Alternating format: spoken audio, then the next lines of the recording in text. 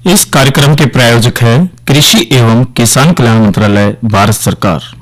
हर जोखिम से निकल कर फसल आए, सुरक्षित हो जाए। फसल बीमा से हर किसान अब आत्मनिर्भर हो जाए। संकट के समय प्रधानमंत्री फसल बीमा योजना किसानों के लिए वरदान है। अब सूखा पड़े या बाढ़ आ जाए, कोई डर नहीं। अब ओले पड़े या कीट पतंगे फसल खा जाए, कोई फिक्र नहीं, क्योंकि हमने लिया है प्रधानमंत्री फसल बीमा। बुआई से फसल कटाई तक हर जोखिम का दावा, न्यूनतम प्रीमियम पर अधिकतम भुगतान का वादा। योजना से हर साल जुड़ रहे हैं 5 करोड़ से ज्यादा किसान। अब आपकी है बारी। नजदीकी कृषि कार्यालय, सहकारी समिति, बैंक शाखा, अधिकृत बीमा कंपनी या जन सेवा केंद्र में स्वेच्छा से करा सकते हैं पंजीकरण। फसल बीमा पोर्टल या फसल बीमा ऐप द्वारा भी कराया जा सकता है पंजीकरण। प्रधानमंत्री फसल बीमा योजना, आपकी फसलों का संपूर्ण सुरक्षा कवच। कृषि एवं किसान कल्याण मंत्रालय, भारत सरकार। कार्यक्रम किसान वाणी सुनने वाले सारे बाण भाइयों ने धर्मी भाई की राम राम। भाइयों, आज कार्यक्रम में बहुत कुछ लग कर आए, लेकिन आज एक विशेष दिन है और विशेष दिन भाई हमारी सेहत से जुड़ा हुआ है, क्योंकि भाई सेहत भी भाई क्यों ना हो, जो प्रकृति है वो हमारे को बहुत कुछ दे रखा है। और आज भाई 20 मई है और 20 मई को हम वर्ल्ड बी डे बनाते हैं, यानी कि विश्व मधुमक्खी दिवस। तो संयुक्त राष्ट्र द्वारा भाई हर साल 20 मई को विश्व मधुमक्खी दिवस के रूप में हम मनाते हैं। और भाई यह दिन आधुनिक मधुमक्खी पालन के अग्रणी एंटोन जनसा की जयंती का एक प्रतीक है। और एंटोन जनसा स्लोवेनिया में मधुमक्खी पालकों के एक परिवार से है, जहां मधुमक्खी पालन एक महत्वपूर्ण कृषि गतिविधि है, जिसके एक लंबे समय से जो यह परंपरा चली आ रही है। तो साथियों, मधुमक्खी दिवस की हम बात करेंगे, और लेकिन बातचीत तय जरूर करेंगे, लेकिन पहले एक आज का जो कृषि पर्सन है उसकी चर्चा कर लेते हैं। और आज का जो हमारा कृषि पर्सन है भाई, वो है हरियाणा में किस फसल को सावनी फसल कहा जाता है। प्रश्न एक बार फिर से कि हरियाणा में किस फसल को सावनी फसल कहा जाता है, और इसका उत्तर भाई आप हमारे को 6:50 तक दीजिए। और जो प्रश्न का उत्तर है वो आपको केवल एसएमएस के माध्यम से देना है, फोन के माध्यम से। और हमारा जो फोन नंबर है 9466021336, यानी कि 9466021336 पर भाई आप हमारे को केवल एसएमएस के माध्यम से इसका उत्तर दीजिए। प्रश्न एक बार फिर से, हरियाणा में किस फसल को सावनी फसल कहा जाता है। तो भाई प्रश्न जरूर आप विचार कीजिए। और आज हम एक भेंट वार्ता आपको सुना रहे हैं, जो विश्व मधुमक्खी दिवस पर डॉक्टर नेहा चौधरी है, लेब एक्सपर्ट है, IBDC रामनगर कुरुक्षेत्र के अंदर। और भाई हमारे लाडले भाई कृष्ण चंद ने बातचीत करी थी, तो उसकी बातचीत जो करी है भेंट वार्ता, वो आपको सुनाते हैं विश्व मधुमक्खी दिवस पर। सुनते हैं ये भेंट वार्ता। आज हमारे साथ स्टूडियो में हैं doctor Neha Chaudhary, lab expert, IBDC Ramnagar Kurukshetra. Doctor Neha Chaudhary, studio में आपका स्वागत है। धन्यवाद सर। आज हम आपसे बातचीत करना चाह रहे हैं कि जो विश्व मधुमक्खी दिवस है, यानी कि कल जो 20 मई 2023 को मनाने जा रहे हैं, ये जो विश्व मधुमक्खी दिवस है, सबसे पहले तो आप ये हमें जानकारी दें कि विश्व मधुमक्खी दिवस क्यों मनाया जाता है और इसका क्या थीम रहता है। नमस्कार सर। नमस्ते जी। मैं अपने सभी श्रोताओं को नमस्कार करना चाहूँगी। आज का जैसे हमारा थीम है विश्व मधुमक्खी दिवस जी, 20 मई को यह हर साल मनाया जाता है। इसके मनाने का मुख्य उद्देश्य यह है कि ज़्यादा से ज़्यादा लोगों को मधुमक्खी पालन व इसके बारे में जागरूक किया जा सके जी। मधुमक्खी पालन अपनाया जाए ज़्यादा से ज़्यादा लोगों के द्वारा, और इन सब को एकजुट किया जाए। यह इसकी दरअसल शुरुआत 2009 में हुई थी जी। अमेरिका से यहाँ शुरुआत हुई थी, ताकि वहाँ के मधुमक्खी पालकों को जोड़ा जा सके। उसके बाद से हर साल मधुमक्खी पालन दिवस मनाया जाने लगा। हमारे देश में भी हर साल मधुमक्खी पालन दिवस मनाया जाता है। 20 मई को ही यह मनाया जाता है, और इस साल यह दिवस मध्य प्रदेश में मनाया जा रहा है जी। इसे ऑर्गेनाइज करने वाली जो संस्था है वह नेशनल बी बोर्ड है। इसको मनाने का मुख्य उद्देश्य है कि मधुमक्खियों का हमारे जीवन में क्या रोल है, उसके महत्व को समझा जा सके, मधुमक्खियों का बचाया जा सके, पर्यावरण स्थिरता में मधुमक्खियाँ क्या रोल निभा रही हैं उसकी जानकारी सभी जन को दी जा सके। इसके साथ साथ पर्यावरण सुरक्षा में यह क्या रोल निभाती है एवं परागीकरण में मधुमक्खियों का क्या रोल है, इसके बारे में सभी को जानकारी देना इस मधुमक्खी पालन दिवस का मुख्य उद्देश्य है। तो डॉक्टर नेहा, आप ये बताएं कि जैसे जो हमारा जीवन है और मधुमक्खियाँ, तो हमारे जीवन में मधुमक्खियों का क्या महत्व रहता है? मधुमक्खियाँ परागीकरण में एक अहम रोल निभाती हैं जी। मधुमक्खियाँ परागीकरण कर पा रही हैं, इसी कारण से हमारी फसलों की उपज में वृद्धि होती है, हमें फसल से फल की प्राप्ति होती है। ऐसा कहा जाता है कि मधुमक्खियाँ जो टोटल कुल परागीकरण किया जाता है उसका 25% तक परागीकरण का रोल मधुमक्खियों के द्वारा ही निभाया जाता है। यदि हम कहें कि हमारे विश्व से या धरती से मधुमक्खियाँ नष्ट हो जाएगी तो हमारी उपज में भी वृद्धि नहीं होगी। ऐसा कहा जाता है कि 4 साल के अंदर ही जो मनुष्य का अस्तित्व है वो खत्म हो जाएगा। डॉक्टर नेहा, जैसे कि जो मधुमक्खी हैं, मधुमक्खी से हमें ऐसे कौन से उत्पाद हैं जिनसे हम फायदा उठा सकते हैं और वो हमारे जीवन में भी लाभकारी हों? देखिए जी, मधुमक्खियाँ सबसे पहले तो परागीकरण में एक अहम रोल निभाती है, जिसकी वजह से हमें अन्य उत्पाद या हमें खाद्य सामग्री मिल रही है। इसके साथ साथ मधुमक्खियाँ से हमें शहद देती है, मधुमक्खियों से हमें पराग मिलता है, मधुमक्खियों से हमें परपोलिस, मधुमक्खियों का विष, रॉयल जेली, ऐसे अनेक उत्पाद मिलते हैं जो मनुष्य के लिए काफ़ी फायदेमंद है, काफ़ी गुणकारी हैं। यदि मनुष्य मधुमक्खी पालन से प्राप्त होने वाले विभिन्न उत्पादों का इस्तेमाल सही ढंग से करना जान जाता है और इसका इस्तेमाल करने लगता है तो मधुमक्खी पालन से सिर्फ फायदे ही हैं, इसको पालने के कोई नुकसान नहीं है। तो डॉक्टर नेहा, जैसे आप बता रहे हैं कि इसके पालने से कोई नुकसान नहीं है, लेकिन जो सरकार भी इसके अंदर काफी जो है ना सोच रही है कि ताकि ऐसे किसान भाई भी हैं जो खेती के साथ साथ अन्य व्यवसाय के रूप में मधुमक्खी का पालन करें, तो सरकार मधुमक्खी पालन को बढ़ावा देने के लिए क्या क्या कदम उठा रही है, इसकी जानकारी भी दें। मधुमक्खी पालन एक ऐसा व्यवसाय है जिसे कोई भी लैंडलेस फार्मर भी कर सकता है। जी। ये जिस तरह से हमारी जनसंख्या वृद्धि हो रही है, कृषि के लिए भूमि कम रह गई है, तो ऐसी अवस्था में मधुमक्खी पालन एक रोजगार का बहुत अच्छा अवसर निकल के आता है। अब हमारी सरकार और स्पेशली हमारे आदरणीय प्रधानमंत्री जी मधुमक्खी पालन में बढ़ावा देने के लिए काफ़ी एफर्ट्स डाल रहे हैं, जिसके कारण उन्होंने बहुत अच्छे बजट आवंटन का भी प्रावधान किया है और उसके अंतर्गत विभिन्न प्रकार की स्कीम चलाई जा रही है जिससे हमारे राज्य में एवं देश भर में मधुमक्खी पालन को बढ़ावा मिल सके। इसी के तहत बी कीपिंग डेवलपमेंट पॉलिसी बनाई गई है हमारे हरियाणा राज्य के अंदर और इसको इम्प्लीमेंट किया जा रहा है। इस पॉलिसी का मुख्य उद्देश्य है 2023 से लेके आगे आने वाले 10 वर्षों तक मधुमक्खी पालन के से रिलेटेड हर एक कंपोनेंट के बारे में को डबल किया जाए, यानी मधुमक्खी पालक की आय को दुगनी किया जाए ताकि ज़्यादा से ज़्यादा लोगों को मधुमक्खी पालन से फ़ायदा हो और ज़्यादा से ज़्यादा लोग मधुमक्खी पालन के इस व्यवसाय से जुड़ सके। तो डॉक्टर नेहा जी, जैसे शहद है, मधुमक्खियों से हमें शहद ही मिलता है जी, लेकिन ये बताएं कि जैसे जो शहद है उसका हमारे जीवन में क्या क्या उपयोग हो सकता है ताकि एक तो हमारा स्वास्थ्य भी जो है ना बना रहे और इसका और अन्य उपयोग क्या हो सकता है, इसकी जानकारी भी दें। शहद हमारे लिए बहुत ही गुणकारी है। मधुमक्खियों से जो हमें शहद प्राप्त हो रहा है उसके अनेक फ़ायदे हैं, जैसे कि यदि हम मधुमक्खियों से बना शहद इस्तेमाल कर रहे हैं, इससे हमारे शरीर को कार्य करने की ऊर्जा मिलती है। जी। मधुमक्खियाँ जो शहद बना रही है ये फूलों के रस से बना रही है, फिर वो उसे लेके आती है और उसे पचाने का कार्य कर रही है, यानी कि जो शहद में मिठास है वो मक्खियों ने पहले से ही उसके जो कार्बोहाइड्रेट हैं वो पचा दिए हैं, तो आपको उसे पचाने में आपके शरीर को ज़्यादा एफर्ट्स नहीं करने पड़ते जी। तो ये तुरंत आपको आपके शरीर में जाके ऊर्जा प्रदान करता है।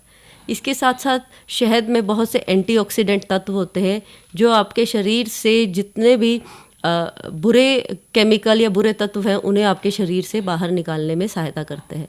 आपकी आंखों के लिए बहुत अच्छा है, आपकी स्किन के लिए भी शहद बहुत अच्छा होता है, क्योंकि इसके अंदर कोशिकाओं को नया बनाने की क्षमता है, जी। जिसके कारण आपकी कोशिकाएं नई बनती है और स्किन रीजनरेशन होती है। इसके साथ साथ ये चीनी से एक बेहतर विकल्प निकल के आता है। आप चीनी के बजाय शहद का इस्तेमाल करें और इसके गुणकारी जो तत्व हैं उसका फ़ायदा उठाएं। शहद के अंदर जो ग्लूकोज और फ्रक्टोज है, उसके कारण आपको अगर खांसी है या जुकाम है, उसकी समस्याएं नहीं होती।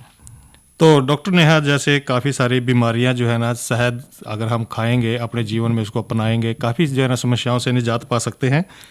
लेकिन ऐसी कौन कौन सी समस्याएं हैं डॉक्टर नेहा, जैसे जो मधुमक्खी पालन का कार्य करते हैं, कई बार उनको काफ़ी समस्याओं का सामना करना पड़ता है, तो इन जो समस्याएं हैं उसकी जानकारी दे कि कौन कौन सी ऐसी समस्याएं आती हैं जो मधुमक्खी पालन का काम करते हैं। जैसे मधुमक्खी पालन जब कर रहे हैं, उन्हें माइग्रेशन के दौरान काफ़ी समस्या होती है जी। जब वो माइग्रेट करते हैं, स्थानांतरण करते हैं अपने बक्सों का, तो एक स्थान से दूसरे स्थान पर वो जाते हैं।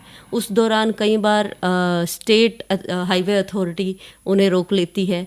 यदि मधुमक्खी के बक्से एक दिन तक एक साइट पे बंद पड़े रहेंगे तो उससे मधुमक्खियों को काफ़ी नुकसान होता है जी। फिर वो किसी नई जगह पे जब उन्हें रखने जाते हैं, वहाँ के आम लोगों को ऐसी धारणा है कि मधुमक्खियाँ फूलों का रस चूस के चली गई हैं हाँ जी। और जिसके कारण हमारी उपज का नुकसान हो रहा है। ऐसी धारणा लोगों के बीच है, जिसके कारण उन्हें काफ़ी समस्या का सामना करना पड़ता है। इसके साथ साथ जैसे नहर के किनारे या जंगलात के एरिया में यदि मधुमक्खी पालक मधुमक्खियाँ रखना चाहे तो उस वक्त भी विभाग के द्वारा काफ़ी समस्याओं का उन्हें सामना करना पड़ता है। अब इन समस्याओं के समाधान करने के लिए सरकार ने काफ़ी अहम कदम उठाए हैं जी। Integrated bee keeping development centre के द्वारा ही बहुत से सरकारी एजेंसियों को, सरकारी संस्थानों को लेटर लिखा गया था कि जब मधुमक्खी पालक माइग्रेट करें उस दौरान उन्हें माइग्रेशन के दौरान परेशान ना किया जाए और उन्हें जंगलात के एरिया में या नहर के किनारे या पंचायती लैंड के अंदर उनकी मधुमक्खियों को रखने की इजाज़त दे। और ये बहुत अच्छी बात है कि सरकार ने ये परमिशन दी है और अब मधुमक्खी पालक बहुत आसानी से माइग्रेशन कर सकते हैं। इसके साथ साथ एक और समस्या जो मधुमक्खी पालक फेस करते हैं, हमारे जो किसान भाई हैं कई बार खेतों में पेस्टिसाइड का स्प्रे करते हैं जी। जिससे मधुमक्खियों को काफ़ी नुकसान होता है। ये बहुत सेंसिटिव जीव है। हाँ जी। पेस्टिसाइड की वजह से पूरे एक बीकीपर की सारी कॉलोनी नष्ट हो जाती है, उसको काफ़ी भारी नुकसान का सामना करना पड़ता है। अब इस परिस्थिति के लिए मेरा अनुरोध है अपने किसान भाइयों से, यदि उनके खेतों में या आसपास के एरिया में मधुमक्खियाँ रखी हैं तो पेस्टिसाइड स्प्रे करने से पहले आप एक मधुमक्खी पालक को ज़रूर इन्फॉर्म करें ताकि वो अपनी मधुमक्खियों को दूर दराज के एरिया में ले जाए और मधुमक्खियों का नुकसान ना हो। डॉक्टर नेहा, जैसे जो कई बार ये भी देखते हैं कि जो किसान भाई हैं जैसे अपने वो खेत के अंदर जो कीटनाशक दवाई का प्रयोग करते हैं जी। उससे जो है ना मधुमक्खियों को क्या नुकसान हो सकता है? पेस्टिसाइड की वजह से या कीटनाशक दवाइयाँ जो किसान भाई अपने खेतों में डाल रहे हैं उसके कारण मधुमक्खियाँ मर जाती है जी। रानी मधुमक्खी अंडे देना बंद करती है और वो काफ़ी आक्रामक हो जाती है। स्प्रे की वजह से एक पूरी कॉलोनी, मैं बताऊं आपको कि एक बक्से में लगभग 60-70 हज़ार के लगभग कमेरी मक्खियाँ होती है, वो पूरे का पूरा बक्सा नष्ट हो जाता है। एक बक्सा नष्ट हो गया तो इसका मतलब है उस किसान को काफ़ी नुकसान हुआ है उन मक्खियों के नष्ट होने की वजह से। तो जैसे कई बार देखते हैं डॉक्टर नेहा कि कुछ भ्रांतियाँ होती हैं कि जो शहद है वो सर्दी में जम जाता है। जी। ऐसा जमने से इसके या जम जाता है वास्तव में, या कोई किसी मिलावट के कारण या कोई और कारण हो सकता है, इसकी जानकारी? जी, हमारी जो हम धारणा के बारे में बात कर रहे थे कि हमारी ये धारणा रहती है कि अगर शहद जम गया है तो उसमें चीनी मिलाई गई होगी। जी। ये समस्या आम है और सब लोगों की ये विचारधारा है कि जो शहद जम गया है वह नकली है। जी। जबकि मैं अपने सभी श्रोताओं को ये बताना चाहूँगी कि जो शहद जम गया है उसके जमने का मुख्य कारण है उसके अंदर जो ग्लूकोज है और पानी का अनुपात। ये जमना एक प्राकृतिक कारण है। जी। हमारे हरियाणा में ज़्यादातर जो फसल है सरसों की है और ज़्यादातर जो शहद आता है मधुमक्खियाँ सरसों की फसल से ही तैयार करती हैं। उस सरसों के फूल पर वो जाती है, वहाँ से मकरंद लेकर आती है और उससे ही वो शहद बनाती है। और उस वक्त सर्दियों के टाइम ये सीज़न आता है और सर्दियों के समय तापमान भी कम होता है। कम तापमान एवं फसल का जो रेशो है, फसल के अंदर ग्लूकोज और पानी का अनुपात या शहद में ग्लूकोज और पानी का अनुपात कम होने की वजह से या ज़्यादा होने की वजह से शहद जमता है और जमा हुआ शहद भी शुद्ध है। आप अगर इसको थोड़ा सा टेम्परेचर देंगे या गर्म पानी में रखेंगे, ये फिर से ठीक हो जाएगा और जमा हुआ शहद भी उतना ही गुणकारी है जितना कि लिक्विड हनी। और इस जमे हुए शहद के बारे में मैं एक और बात आप लोगों को बताना चाहूँगी। हमारा जितना भी क्रिस्टलाइज हनी है, जमा हुआ शहद है, उसकी विदेशों में बहुत डिमांड है जी। वो सारा का सारा एक्सपोर्ट हो जाता है, लेकिन इसकी डोमेस्टिक मार्केट नहीं है, क्योंकि हमारे जो भारतवर्ष के ज़्यादातर लोगों की ये धारणा है कि जमा हुआ शहद अशुद्ध होता है। डॉक्टर नेहा, जैसे मधुमक्खी हैं, इनकी प्रजातियां भी होंगी? जी, मधुमक्खियों की हमारे देश में जो रिकॉग्नाइज्ड हैं वो 4 प्रजातियां हैं। पहली है एपिस मेलिफेरा, इसे इटालियन मक्खी भी कहा जाता है। ज़्यादातर जो आप खेतों के किनारे बक्से रखे देखेंगे तो उसमें एपिस मेलिफेरा नाम की प्रजाति पाली जाती है। दूसरी है एपिस सिराना, ये भारतीय मक्खी है। ये आप पेड़ों पे कहीं भी जो छत्ते बना लेती है, इस प्रकार कहीं आप खेतों में देखोगे या खाली जगहों पे किसी मक्खी के छत्ते देख रहे हैं तो वो जो प्रजाति है एपिस सिराना है। तीसरी है एपिस फ्लोरिया, ये छोटी मधुमक्खी है। ये फूलों से उसका रस लेती है और बहुत कम मात्रा में शहद बनाती है। इसके साथ साथ पहाड़ी एरिया में एक जंगली मक्खी है जिसे एपिस डोरसेटा कहा जाता है और ये बहुत आक्रामक होती है, इसे पाला नहीं जा सकता। इससे शहद भी बहुत ज़्यादा अधिक मात्रा में हमें नहीं मिलता है जी। अगर मैं चारों प्रजातियों के बारे में बात कहूँ तो सबसे ज़्यादा डोमेस्टिकेटेड जो प्रजाति है वह एपिस मेलिफेरा की है, क्योंकि इसमें शहद भी बहुत अच्छी मात्रा में मिल जाता है। इसके साथ साथ इनका स्वभाव भी काफ़ी आक्रामक नहीं होता है। जैसे डॉक्टर नेहा बचपन में देखते थे कि जैसे किसी वो बाड़ के अंदर लग जाता था शहद, जी जी, मक्खियाँ का छत्ता लग जाता था। हाँ, या जैसे पुराने समय में जैसे बचपन में हम भी देखते थे कि जो गोबर के जो गुहारे बोलते हैं देसी भाषा में, उनके अंदर जैसे जो छड़े वगैरह लगाए होते थे उसके अंदर भी काफी जो है ना लग जाता था, उसको तोड़ के खा लेते थे। तो ये कौन सी प्रजाति है? एपिस सिराना इंडिका, ये हमारी भारतीय और देसी मक्खी इसे कहा जाता है। तो जैसे कई बार जैसे आजकल गर्मी का मौसम आ गया है और इसके अंदर उनके खान पान की क्या व्यवस्था करें, क्योंकि आजकल तो फूल भी नहीं है इतने। बिल्कुल, देखिए ड्रेथ पीरियड या अभाव का दौर इस समय को कहा जाता है। ड्रेथ पीरियड कहने का क्या तात्पर्य है कि अब मधुमक्खियों को फूलों का रस एवं पराग नहीं मिल रहा है जी। ऐसी अवस्था में इन्हें कृत्रिम चीनी के घोल पर जीवित रखा जा सकता है। आप 1:1 में यानी 1 किलो चीनी और 1 किलो पानी के अनुपात से एक चीनी का घोल बना सकते हैं और उन्हें जीवित रखने के लिए पिलाया जा सकता है। तो डॉक्टर नेहा, काफी अच्छी जानकारी आपने किसान भाइयों को दी। अंत में आप जो है ना, जो ये मधुमक्खी पालक हैं उनको क्या कहना चाहोगे, क्या संदेश देना चाहोगे ताकि वो अधिक से अधिक जो है ना मधुमक्खी पाल करके अपना एक तो उत्पादन बढ़ा सके, दूसरा उनकी आमदनी भी बढ़ सके? जी, मेरा अपने सभी मधुमक्खी पालकों से अनुरोध है कि आप मधुमक्खी पालन करते रहें और जितना हो सके कोशिश करें अपने मधुमक्खी पालन को सुपर पर लेके जाएं, अच्छी गुणवत्ता, जिससे कि आपका जो शहद है वह अच्छी गुणवत्ता का उत्पन्न होगा। इसके साथ साथ मैं आप सभी से अनुरोध करूंगी कि मधुमक्खी पालन से प्राप्त होने वाले अन्य उत्पाद को भी इकट्ठा करें। आप पराग भी लें, परपोलिस भी लें और बी वैक्स को भी एकत्रित करें और उसे प्रोसेस करने के बाद उसकी एक उचित मार्केट में जाके उसे सेल करें। इससे क्या होगा, आपकी आमदनी बढ़ेगी, क्योंकि सिर्फ शहद पर ही निर्भर रह के हम ये सोच नहीं सकते कि एक मधुमक्खी पालक की आय डबल होगी। उसे अगर आपको दुगनी करना है तो अन्य उत्पाद को आपको एकत्रित करना होगा और उसे भी मार्केट में सेल करना होगा। डॉक्टर नेहा, आज आप हमारे स्टूडियो में आए, बहुत अच्छी जानकारी हमारे मधुमक्खी पालक भाई हैं उनको दी। इस जानकारी को देने के लिए आपका बहुत बहुत धन्यवाद। धन्यवाद। तो साथियों, ये हमने भेंट वार्ता सुनी और विश्व मधुमक्खी दिवस पर डॉक्टर नेहा चौधरी जो लैब एक्सपर्ट है IDDC रामनगर कुरुक्षेत्र में, किशन चंद से भाई बातचीत बहुत बढ़िया, इन्होंने सारी जानकारी ले ली और कोई सी भी जानकारी नहीं छोड़ी। और एक उम्मीद करते भाई इस क्षेत्र में जो भाई व्यापार सोच रहे हैं वो ज्यादा से ज्यादा इसमें लाभ प्राप्त कर सकते हैं। और साथियों अब थोड़ा सा एक जानकारी और दे देते हैं भाई, आने वाला जो मौसम है वो क्या कह रहा है। डॉक्टर ममता है जो हमारी मौसम की जानकारी देगी, ये इनसे सुनते हैं डॉक्टर ममता से।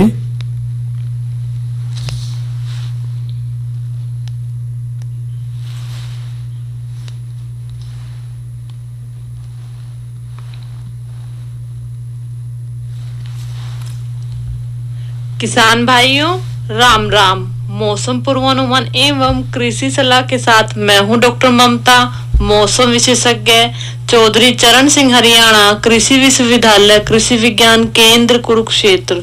किसान भाइयों, जिले का आज का अधिकतम तापमान 42.1 डिग्री सेल्सियस रहा।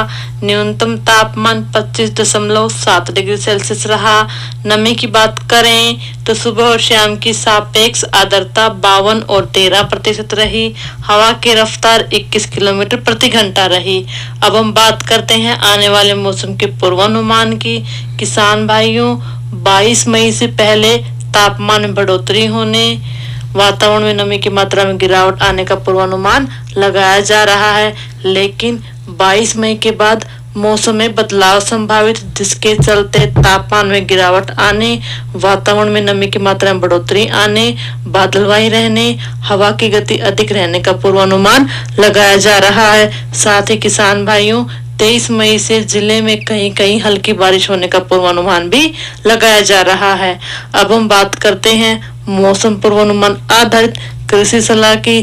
किसान भाइयों, जैसे कि हवा की गति अधिक रहने और 23 मई से कहीं कहीं हल्की बारिश होने के पूर्वानुमान को देखते हुए अपनी फसलों में सिंचाई और छिड़काव का कार्य रोक लें। धन्यवाद।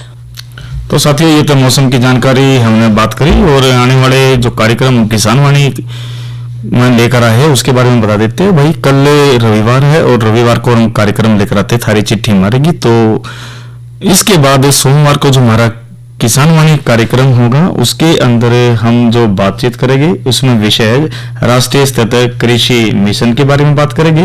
इसी तरह भाई नई फसल नई उमंग में धान की नर्सरी तैयार करने में सावधानी, तो दोनों महत्वपूर्ण विषय। तो सोमवार को भी कार्यक्रम आप जरूर सुनिए।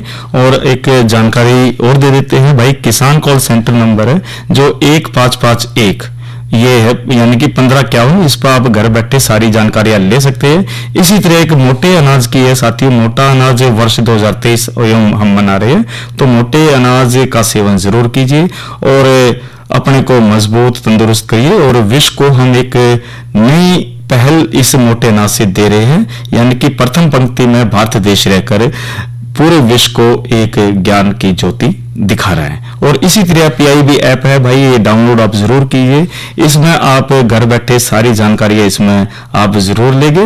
और अब जो जानकारी जरूर लेते साथियों, एक नीम का पेस्ट की जो जानकारी लेते हैं आज के इसमें नसीहत में। और इसके अंदर भाई जो को फल वृक्ष जितराम लीची है, इसमें भाई तना बीमारी कीटों की सुरक्षित रखने के लिए भाई इसमें 1 ड्राम में 2.5 लीटर पानी, 1 लीटर गौमूत्र, 1 किलोग्राम गोबर और 1 किलो नीम की कुटा हुआ पत्ता अच्छा से मिलाकर इसमें भरा ले लो और 48 घंटे के लिए छाया में रख दे। और इसकी जो उपयोग विधि की बात करें तो तैयार पेस्ट को 1 बरस तय आम पौधे की जमीन तय 2 से 3 फीट पर ऊपर तक पेंट इस पर करे। और कौन सा महीने की इसमें भाई मई जून और दूसरा 12 नवंबर और दिसंबर का महीना है, इस तरह भाई हम अपने फलों को सही बचा सकते हैं बीमारियों से। और अब बात जरूर एक और कर लेते हैं साथियों, और यह जो जानकारी से या साथियों इसमें वर्षाकालीन इसमें जो भिंडी की खेती वैज्ञानिक विधि से है, इसके बारे में हम जरूर बात करें, क्योंकि देखिए कोई भी फसल हो उसका तो महत्वपूर्ण जरूर स्थान है। और इसमें भाई कि इसमें वर्षा उपहार होगी, सारवीन होगी, HBH होगी और मिट्टी पानी की भी जांच आप इसमें जरूर कराइए। और अब ये लोकगीत सुनते हैं कार्यक्रम किसान वाणी में। ओ अपरम पार हरि तेरी लीला, जन के कर दे एक क्षण में, ओ सोची होई है ना बनती जो ओ मानस के मन में। अपरम पार हरि तेरी लीला, एक क्षण में है सोची होई ना बनती जो हो मानस के मने में।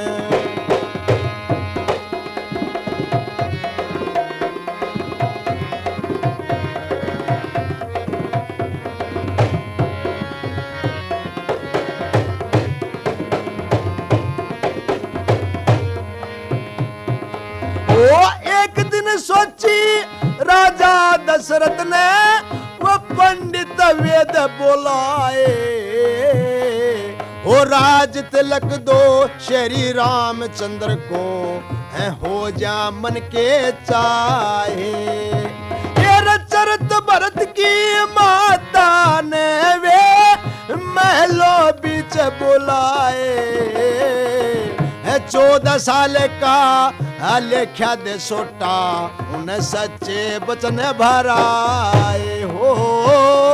14 साल का लेख्या दे सोटा सच्चे बचन भराए।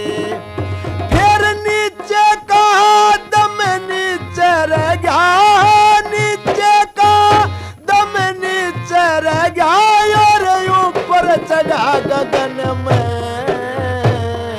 सोची होई ना बनती जो हो मानस के मने में।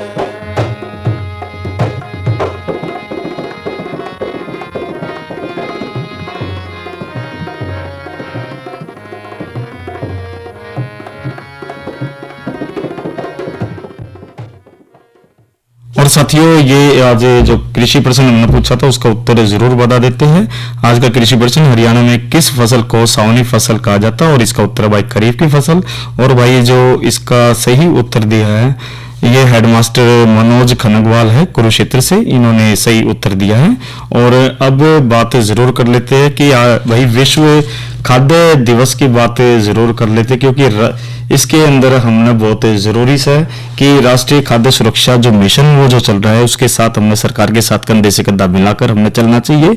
और इसी तरह जो बायोगैस प्लांट के महत्व की जब हम बात करते हैं साथियों, हमने बायोगैस प्लांट के महत्व को समझना चाहिए, लगाना चाहिए। और सब्सिडी भी मिलती है सरकार की तरफ से, काफी इसमें अहम योगदान है। आप नेट के माध्यम से या अन्य स्रोत से जानकारी लेकर आप इसमें महत्वपूर्ण कदम इसमें बढ़ा सकते हैं। तो साथियों, दोनों बहुत जरूरी है, क्योंकि राष्ट्रीय खाद्य सुरक्षा दिवस को हमें समझना चाहिए और इसी तरह बायोगैस प्लांट के महत्व को भी समझना चाहिए, ताकि हम आर्थिक तौर पर भी मजबूत इसमें हो सके और समाज को एक सही पर्यावरण दे सके। अरे क्या कर रहा है?